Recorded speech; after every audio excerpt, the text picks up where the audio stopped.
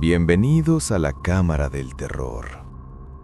Si tú también crees en lo paranormal, si has vivido algo inexplicable que nadie te creyó, cuéntanos tu historia en los comentarios, dale like y suscríbete. Esta noche tengo 4 historias de albañiles mexicanos, hombres que trabajan con cemento, ladrillo y varilla, construyendo casas, edificios, levantando paredes que serán el hogar de familias enteras. Es un trabajo duro, físico, donde pasas horas bajo el sol, mezclando, cargando, subiendo andamios. Pero también es un trabajo donde tocas lugares con historia, donde rompes muros que llevan décadas en pie, donde excavas tierra que guarda secretos. Algunos albañiles han aprendido que hay terrenos que no deberían tocarse, casas que deberían quedarse como están, cimientos que al excavarse liberan algo que llevaba mucho tiempo enterrado, objetos malditos escondidos en paredes, voces que llaman desde habitaciones vacías, sombras de trabajadores muertos que siguen construyendo en la obra, y casas que rechazan violentamente a quienes intentan demolerlas. Cuando eres albañil, aprendes que no todas las construcciones son iguales y que algunas están destinadas a permanecer intactas porque lo que hay dentro o debajo es mejor dejarlo donde está. Estas son sus historias. Me llamo Ricardo. Tengo 52 años. Llevo 30 años trabajando en la construcción. He hecho de todo: casas nuevas, remodelaciones, ampliaciones, pero mi especialidad es la demolición. Derribar casas viejas para que construyan algo nuevo en el terreno. Es trabajo pesado, peligroso. Hay que saber qué muros tirar primero, cómo evitar que todo se venga abajo de golpe. Pero es buen dinero y siempre hay trabajo. Hace 2 años me contrataron para demoler una casa antigua en Coyoacán. Una casona colonial que llevaba abandonada más de 20 años. Paredes gruesas, techos altos, un terreno grande que querían usar para hacer un edificio de departamentos. La casa estaba en mal estado. Ventanas rotas, puertas podridas, plantas creciendo por todos lados, pero la estructura era sólida. Muros de adobe y piedra de casi medio metro de grosor. El dueño del terreno me dijo que la derribara completa, que no dejara nada, que limpiara todo para empezar desde cero. Llegué con mi cuadrilla, 5 hombres, y empezamos por el techo, quitando tejas, vigas. Después seguimos con las paredes del segundo piso. Todo iba normal las primeras semanas, trabajo duro pero sin problemas, hasta que llegamos a una habitación en la planta baja, un cuarto pequeño al fondo de la casa, sin ventanas, con una puerta de madera maciza que estaba sellada con clavos y cadenas por fuera. Cuando vimos eso nos extrañó, porque las otras puertas estaban normales, abiertas o cerradas pero sin sellar, pero esta estaba claramente clausurada desde hace mucho tiempo, como si alguien hubiera querido asegurarse de que nadie entrara o de que algo no saliera. Le tomé foto y se la mandé al dueño, preguntándole si sabía qué había ahí.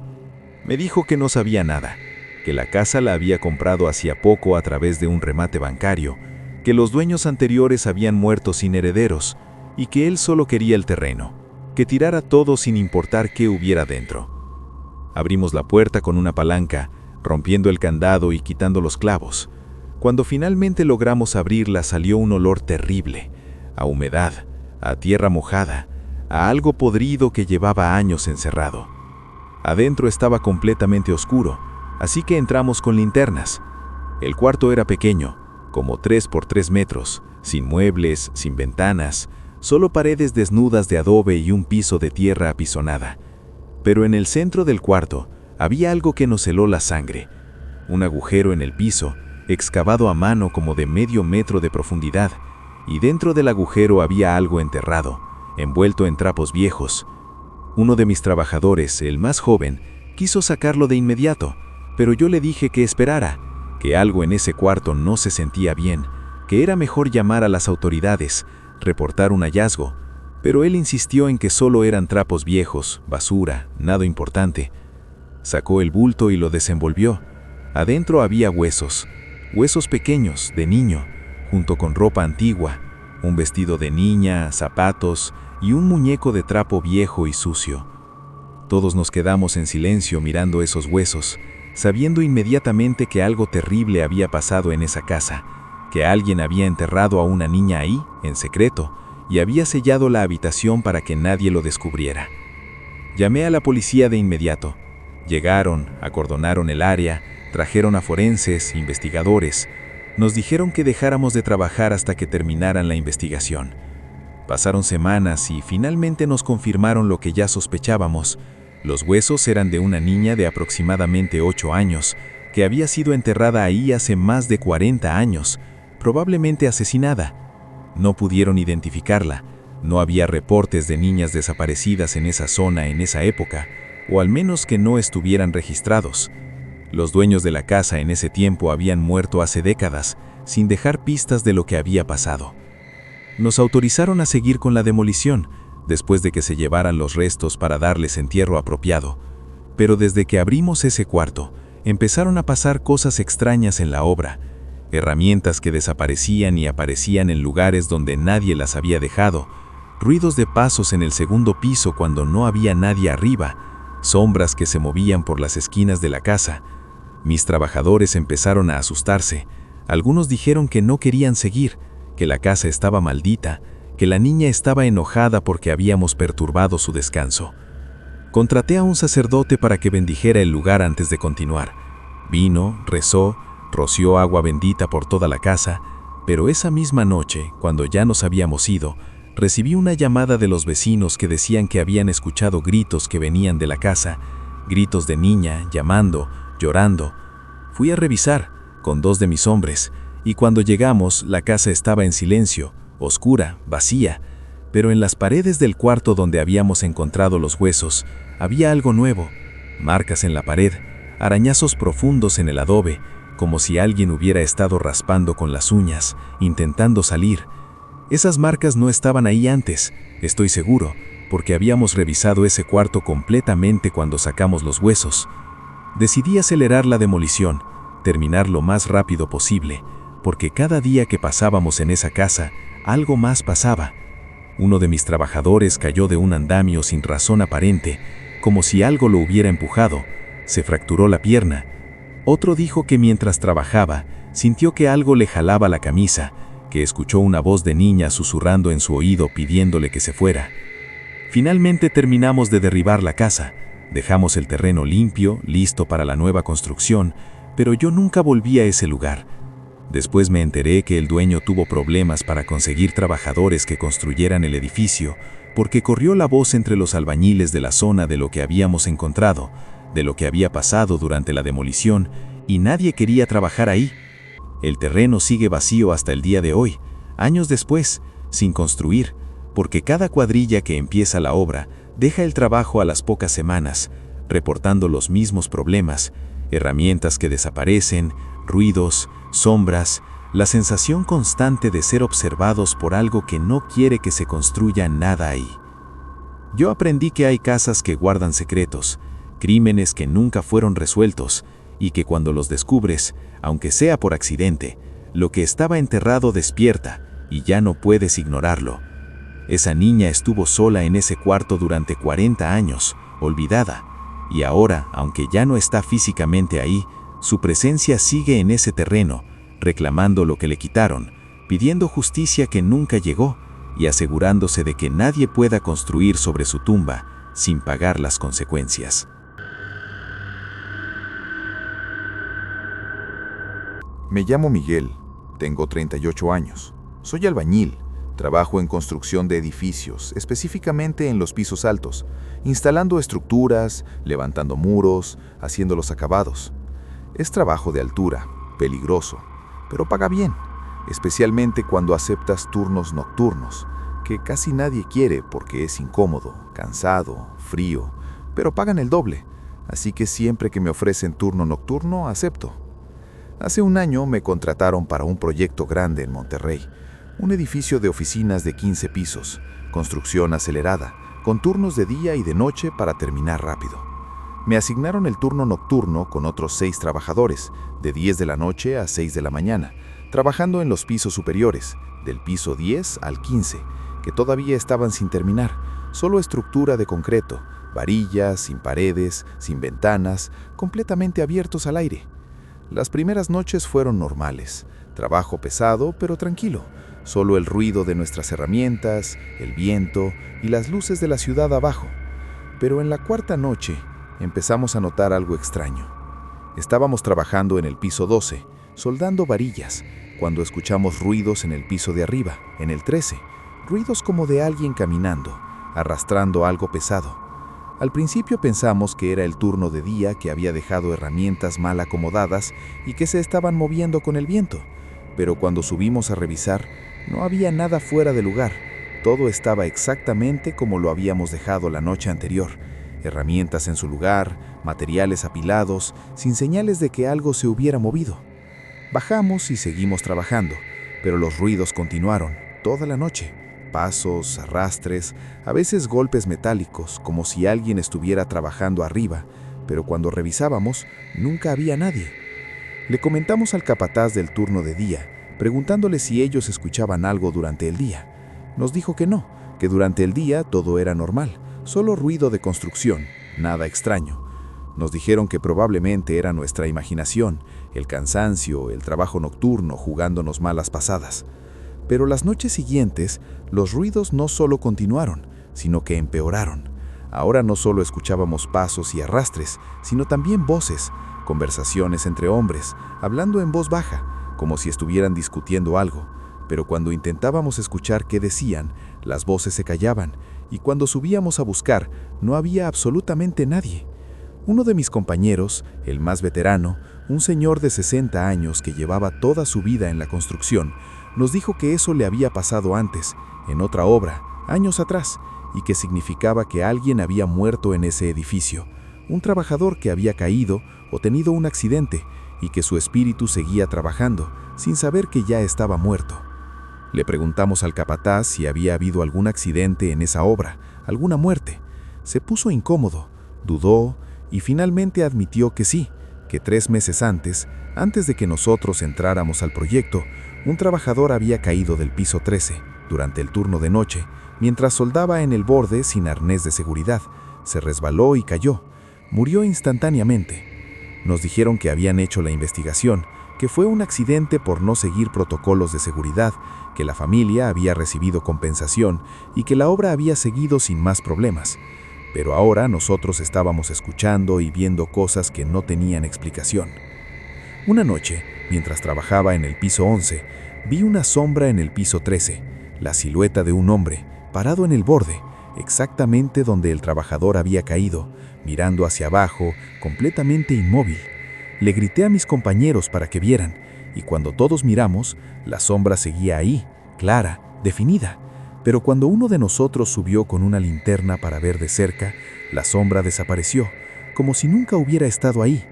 Esa misma noche encontramos herramientas movidas, soldaduras hechas en varillas que estábamos seguros que no habíamos tocado, como si alguien hubiera estado trabajando mientras nosotros no mirábamos. Algunos de mis compañeros empezaron a asustarse, dijeron que ya no querían el turno nocturno, que preferían trabajar de día aunque pagaran menos.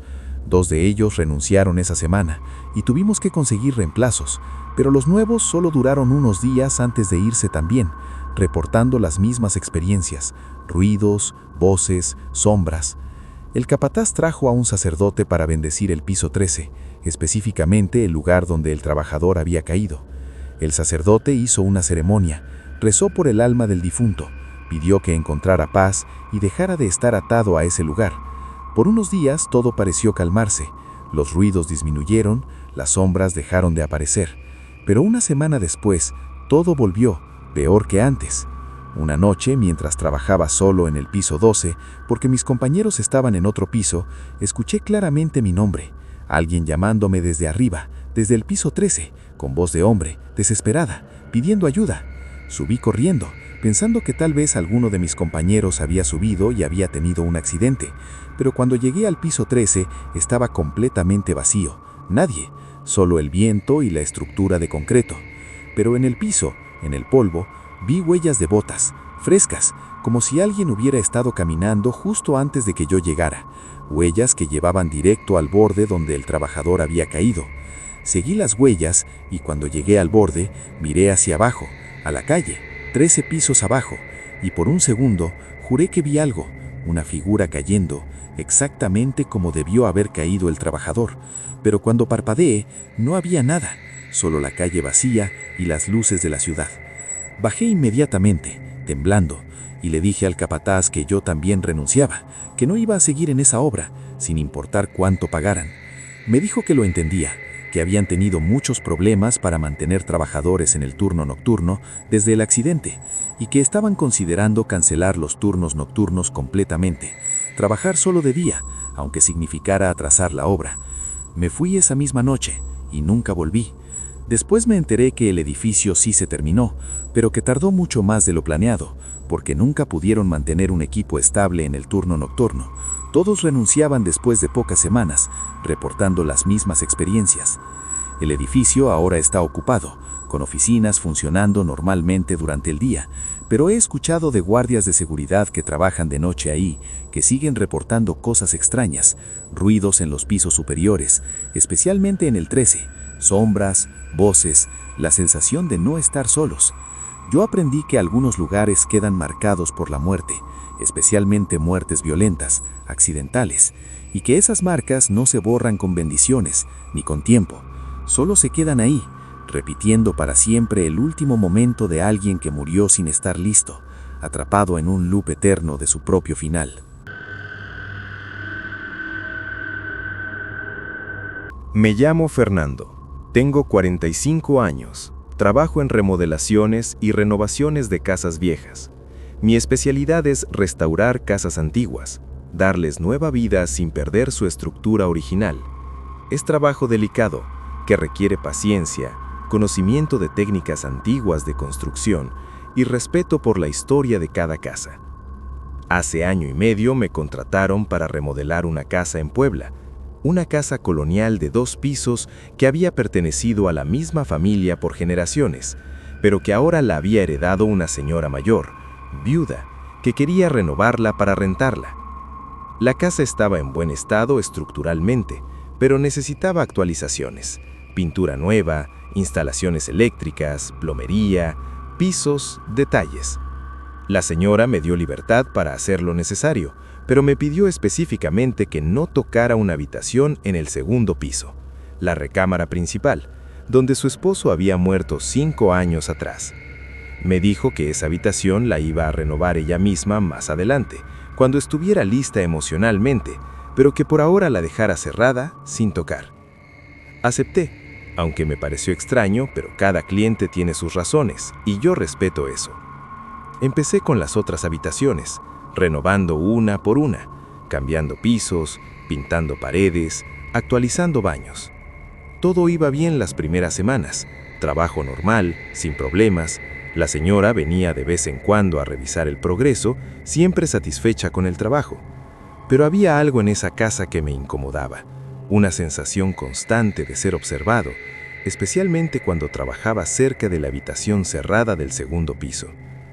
La puerta de esa habitación estaba con llave, y la señora se había llevado la llave, asegurándose de que nadie pudiera entrar. Pero a veces, cuando pasaba por el pasillo, escuchaba ruidos que venían de adentro, como si alguien estuviera moviendo muebles, caminando, aunque sabía que la habitación estaba vacía y cerrada. Pensé que eran las tuberías viejas, la casa asentándose, ruidos normales de una construcción antigua, pero la sensación no me dejaba tranquilo.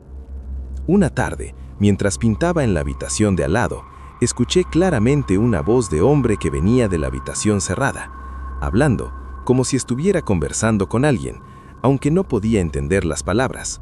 Me quedé paralizado, con la brocha en la mano, escuchando, esperando que la voz se detuviera, pero continuó durante varios minutos y después, silencio. Bajé y le llamé a la señora, preguntándole si alguien más tenía llave de esa habitación, si tal vez algún familiar había entrado sin avisarme. Me dijo que no, que ella tenía la única llave, que nadie había estado en la casa excepto yo, y que probablemente lo que escuché era la casa vieja haciendo ruidos, nada de qué preocuparse, pero su voz sonaba tensa, como si supiera algo que no me estaba diciendo. Le pregunté directamente si había pasado algo en esa habitación, aparte de la muerte de su esposo. Se quedó callada por un momento largo y después me contó algo que me heló. Su esposo no había muerto de causas naturales en esa habitación, se había suicidado, ahorcándose en el closet porque estaba enfermo, con cáncer terminal y no quería sufrir más. Ella lo había encontrado, colgando, y desde entonces no había podido entrar a esa habitación sin sentir pánico, sin ver su imagen colgada cada vez que cerraba los ojos. Me dijo que había mantenido la habitación cerrada durante 5 años, sin tocar nada, porque no sabía qué hacer con ella, cómo procesarla, pero que ahora con la remodelación esperaba poder finalmente cerrar ese capítulo, aunque todavía no estaba lista. Esa información cambió completamente cómo me sentía sobre esa casa. Ahora cada ruido, cada sensación extraña tenía un contexto aterrador. Seguí trabajando, porque necesitaba el dinero y porque le había dado mi palabra a la señora, pero cada día era más difícil. Los ruidos en la habitación cerrada aumentaron, ya no solo voces, sino también golpes, como si alguien estuviera golpeando las paredes desde adentro, intentando salir. Una noche me quedé trabajando hasta tarde para terminar una habitación y estaba solo en la casa. Eran como las 10 de la noche y de repente escuché la puerta de la habitación cerrada abriéndose, el sonido claro de la manija girando, la puerta crujiendo. Subí corriendo con mi linterna y cuando llegué al pasillo del segundo piso, la puerta de la habitación estaba abierta de par en par, completamente abierta, aunque estaba cerrada con llave. Me asomé, con miedo pero también con curiosidad, y vi el interior de la habitación por primera vez. Estaba exactamente como la señora la había dejado hace 5 años, muebles viejos, cama sin hacer, ropa en una silla y el closet, con la puerta entreabierta, oscuro adentro. No entré, algo me lo impedía, una sensación abrumadora de que no debería estar ahí, de que algo en esa habitación no quería que estuviera ahí. Cerré la puerta rápidamente y bajé, saliendo de la casa, llamando a la señora para decirle lo que había pasado. Ella llegó media hora después, asustada, con la llave en la mano, verificando que efectivamente la puerta estaba cerrada cuando se fue. No teníamos explicación de cómo se había abierto. Llamó a un sacerdote al día siguiente, le contó todo y el sacerdote vino a bendecir la casa, especialmente esa habitación. Entró solo, con agua bendita y oraciones, y estuvo ahí adentro durante casi 1 hora. Cuando salió, se veía pálido, perturbado, y le dijo a la señora que su esposo no estaba en paz, que su alma estaba atrapada en esa habitación, en el momento de su muerte, y que necesitaba liberación. Hicieron una misa especial, una ceremonia de descanso, pidiendo que el alma del esposo encontrara paz y dejara ese lugar. Después de eso, la señora finalmente se sintió lista para renovar esa habitación y me pidió que la hiciera, que cambiara todo, pisos, paredes, que quitara el closet completamente, que no quedara nada de como estaba antes. Acepté, aunque con mucha aprensión. Entré a la habitación con mis herramientas y lo primero que hice fue quitar el closet. Cuando lo desmonté, encontré algo detrás, marcas en la pared, rasguños profundos, como de uñas, y palabras escritas con lo que parecía sangre seca, letras temblorosas que decían «Perdóname, perdóname, perdóname», repetidos cientos de veces, cubriendo toda la pared detrás del closet. Me quedé congelado mirando esas palabras, sintiendo el peso de lo que ese hombre debió haber sentido en sus últimos momentos, el arrepentimiento, el miedo, la desesperación. Le tomé fotos y se las mostré a la señora. Lloró cuando las vio, entendiendo que su esposo había sufrido mucho más de lo que ella imaginaba, que su decisión no había sido fácil ni en paz, sino llena de tormento. Decidimos cubrir esa pared completamente, poner paneles nuevos, sellar esas palabras para siempre, darle un final a ese mensaje de dolor. Terminé la renovación de esa habitación y después de completar toda la casa, la señora la rentó poco después a una familia joven que no sabía la historia. Hasta donde sé, no han reportado nada extraño. La casa está tranquila ahora, como si finalmente el alma del esposo hubiera encontrado paz después de que sus palabras fueron vistas, reconocidas. Yo aprendí que las casas guardan las emociones de quienes vivieron y murieron en ellas, y que a veces para renovar un lugar, primero tienes que liberar lo que está atrapado ahí, darle voz, aunque sea por un momento, antes de sellarlo para siempre. Me llamo Antonio. Tengo 41 años. Trabajo en excavaciones y cimientos para construcciones nuevas. Mi trabajo es preparar el terreno antes de que empiecen a construir, excavar, nivelar, hacer los cimientos. Es trabajo sucio, pesado, con maquinaria pesada, excavadoras, pero es fundamental porque sin buenos cimientos, ninguna construcción dura. Hace 8 meses me contrataron para un proyecto residencial grande en Guanajuato.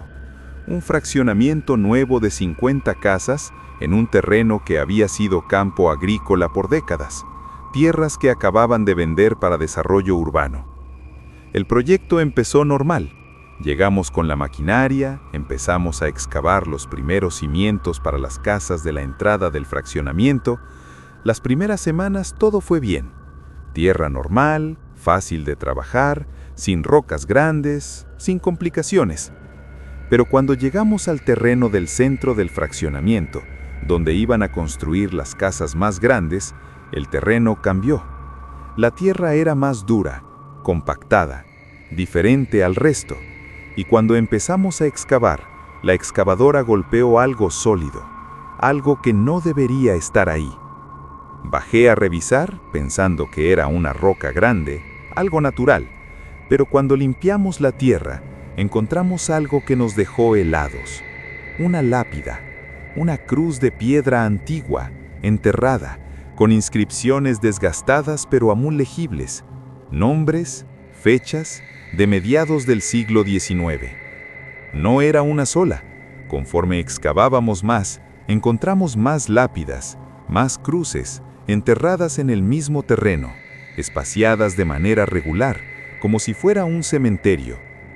Detuvimos la excavación de inmediato y llamamos al arquitecto del proyecto. Llegó, vio las lápidas y llamó a las autoridades municipales, a Lina, para reportar el hallazgo. Vinieron expertos, arqueólogos, investigadores, y después de revisar el terreno y los archivos históricos, confirmaron lo que sospechábamos. Ese terreno había sido un cementerio en el siglo XIX, un cementerio de un pueblo pequeño que ya no existía, que había sido abandonado y olvidado hace más de 100 años, y que con el tiempo la tierra había cubierto todo, borrándolo del mapa y de la memoria. Nos dijeron que era un hallazgo importante, que necesitaban hacer excavaciones arqueológicas, exhumar los restos apropiadamente, documentar todo, antes de que pudiéramos continuar con la construcción. El dueño del proyecto estaba furioso, porque eso significaba retrasos de meses, costos adicionales, problemas legales, pero no había opción. La ley protegía esos restos y había que seguir el protocolo. Durante las siguientes semanas, mientras los arqueólogos trabajaban, nosotros tuvimos que detener toda la construcción en esa área. Pero empezaron a pasar cosas extrañas, no solo en el terreno del cementerio, sino en todo el fraccionamiento.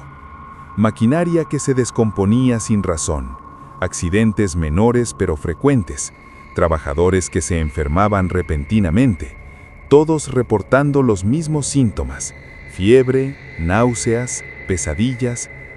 Yo mismo empecé a tener sueños perturbadores. Veía personas vestidas con ropa antigua, paradas en el terreno, mirándome, sin hablar, solo observando, con expresiones de enojo, de tristeza. En los sueños me decían sin palabras que no deberíamos estar ahí, que ese terreno era sagrado, que no debíamos construir sobre sus tumbas. Desperté varias veces en la noche, sudando, con la sensación de que alguien estaba en mi cuarto, observándome. Los arqueólogos exhumaron más de 80 cuerpos, restos humanos de hombres, mujeres, niños, todos enterrados hace más de un siglo, algunos con ataúdes de madera que se habían desintegrado, otros solo envueltos en tela. Documentaron todo y después de meses, finalmente nos autorizaron a continuar, después de que los restos fueran reubicados a un cementerio oficial, con una ceremonia apropiada. Pero incluso después de que se llevaron los restos, la atmósfera en ese fraccionamiento cambió. Los trabajadores no querían trabajar en esa área específica, decían que sentían presencias, que escuchaban voces, que veían sombras moviéndose entre las casas a medio construir. Varios trabajadores renunciaron y tuvimos que conseguir reemplazos constantemente, pero los nuevos también empezaban a reportar las mismas experiencias después de unos días. Una noche, el velador del fraccionamiento, un señor que cuidaba las herramientas y los materiales durante la noche, llamó al capataz asustado, diciendo que había visto gente caminando por el terreno, varias personas, vestidas con ropa antigua, moviéndose entre las casas, sin hacer ruido, sin responder cuando les gritó. Cuando el capataz llegó con otros trabajadores, no había nadie, solo el velador temblando, insistiendo en que no había sido su imaginación, que había visto claramente a esas personas. El dueño del proyecto, desesperado por terminar la construcción y empezar a vender las casas, contrató a varios sacerdotes y a un curandero local para que limpiaran el terreno, bendijeran el área, hicieran lo que fuera necesario para calmar lo que fuera que estaba ahí. Hicieron ceremonias, misas, limpias con hierbas, copal, pidiendo perdón por haber perturbado el descanso de los muertos, pidiendo permiso para construir, prometiendo respetar su memoria. Después de esas ceremonias, la situación mejoró un poco, los accidentes disminuyeron, las enfermedades pararon, pero la sensación extraña nunca se fue completamente. Terminamos de construir las casas, todas, las 50, y el fraccionamiento se inauguró, empezaron a vender. Pero desde entonces, los compradores han reportado problemas, no todos, pero suficientes como para que se haya vuelto conocido en la zona. Reportan ruidos en las noches, pasos en los patios, sombras que se mueven por las ventanas, puertas que se abren solas, objetos que se caen sin razón. Algunas familias se han mudado después de pocos meses, sin dar explicaciones, solo diciendo que la casa no se siente bien. El fraccionamiento tiene mala reputación ahora, y las casas que se venden lo hacen a precios más bajos de lo esperado, porque la gente local sabe la historia, sabe que ese terreno fue un cementerio, y que aunque los cuerpos ya no están físicamente ahí, algo de ellos se quedó, impregnado en la tierra. Yo ya no trabajo en proyectos residenciales en esa zona. Aprendí mi lección. Aprendí que hay terrenos que tienen historia, que han sido usados para cosas sagradas, como cementerios, y que construir sobre ellos, sin importar cuántas bendiciones hagas, sin importar cuánto respeto muestres, siempre va a traer consecuencias.